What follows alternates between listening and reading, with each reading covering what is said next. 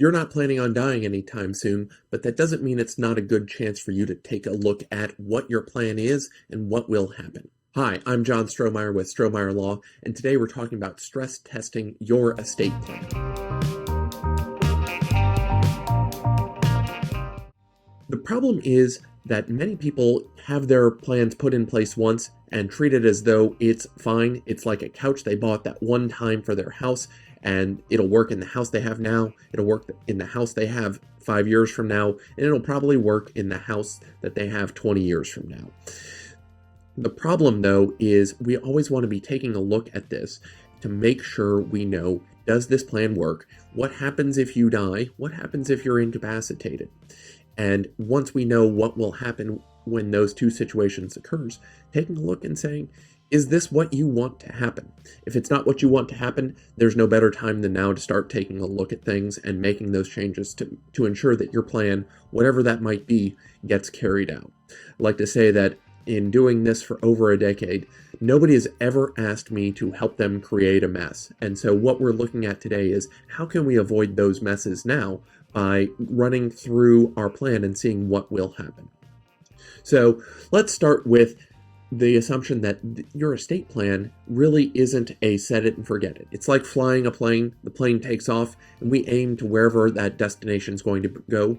But as we're going along, we might need to be making small changes to ensure that the plan goes according to plan, so that the plane actually lands where we want it to. A nice mess-free transition when you pass. So this means we'd rather make smaller changes on a more frequent basis to keep things in line, rather than large changes every few years or so when there's a big upheaval. We'd rather keep things smooth and going in the right direction. Why? It's easier for everybody, and it means there's less work to be done when we're getting things done. First, we want to think about what do our documents say and about what happens to our stuff. Thinking about it this way of, when you pass, who should get those assets? Are they going to get too much? Have you put in place a plan that will give too much value to one person? It's possible that you may have set up something with a formula or in a kind of an embedded formula that isn't working out as well. If you wanted to give all of your Exxon stock to one child and have the other two children split what's left, what happens if the value of the Exxon stock goes way up? What if it goes way down? Is that still okay? Should they be getting an equal amount, or really are you trying to give them a particular asset?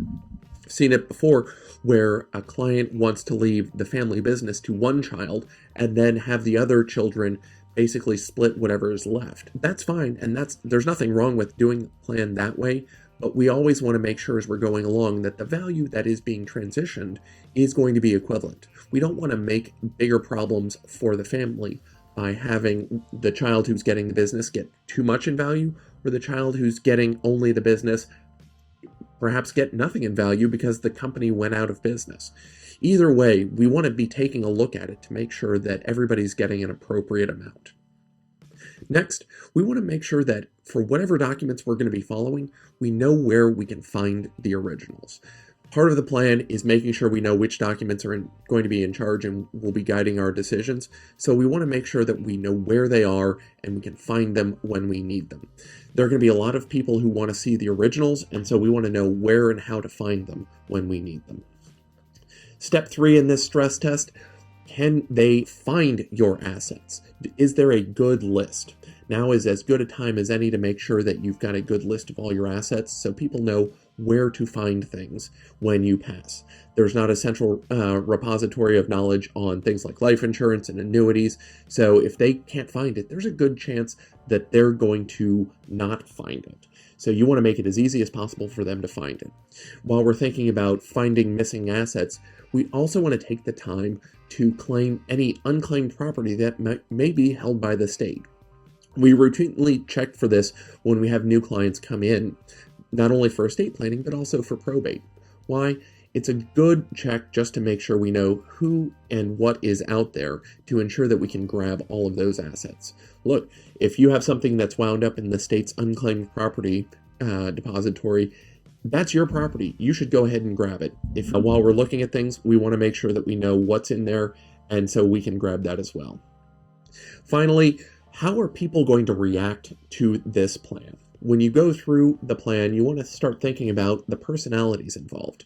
Not only who are the beneficiaries, but you want to think about who else is going to be involved. Trustees, executors, administrators, co-owners of your business. How are they going to react when they see this plan? Is a business owner going to be okay with being in business with one of your children, if that's the plan?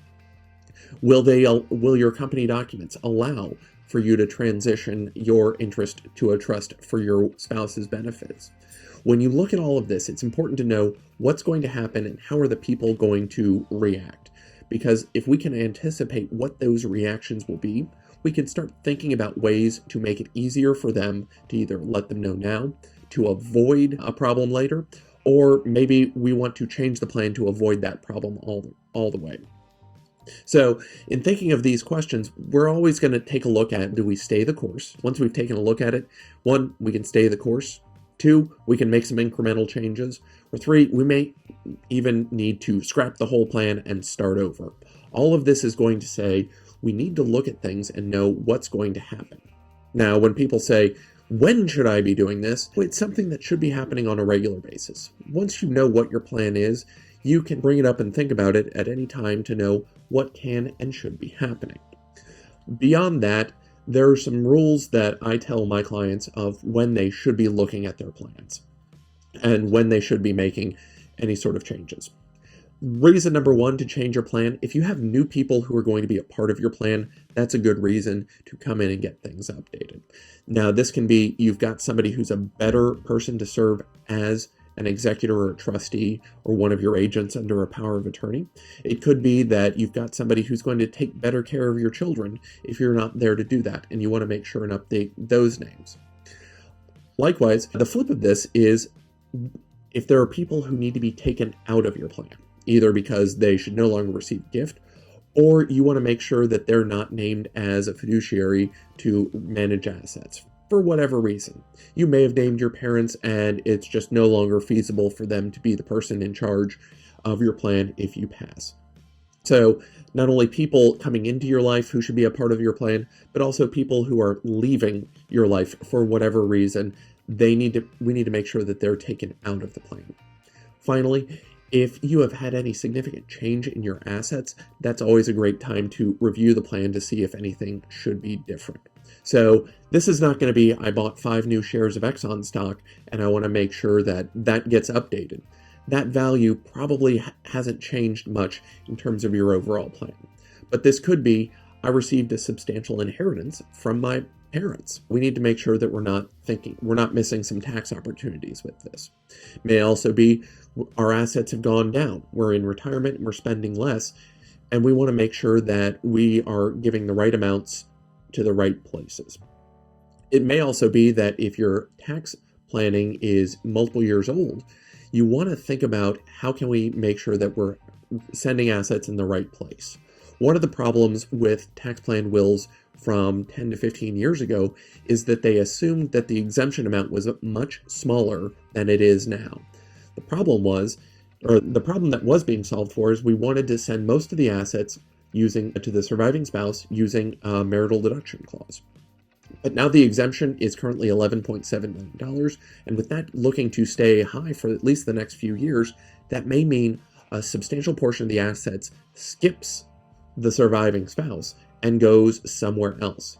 Taking a look at it and making sure that is the right answer is going to be something that we want to do as part of the plan. Just making sure that we've gone through and seen what will happen. So beyond that, checking in just every few years, every 3 to 5 years is some common advice. Really, every family is going to be different. But a 3 to 5 year timeline to come back and take a look at those documents, make sure your plan is still in place is a good way of looking at it. So with that in mind, what we want to think about is when and how can we be taking a look at our plan to make sure that everything works right. We want to go through, put the plan through its paces to make sure that when we die, the assets are going to go where we want and we're not going to be causing any problems. So going over what happens to your assets, where are your assets, can you find your documents? Are the people you've named the right people? Do you need to change some people in or out because they no longer because you don't have the right mix of people? And how long has it been since you last took a look at your plan? If it's been more than 3 years, you probably want to reach back out to your estate planner and other advisors to make sure that what you have in place isn't going to cause problems for your family. Hey, thanks for watching. I really appreciate it. We've got a lot of videos that are answering questions. You might find that this video helps you out. You might find that one over there may give a better answer to you. Take a look. We're happy you're here watching videos. If you've got any questions, drop them in the comments.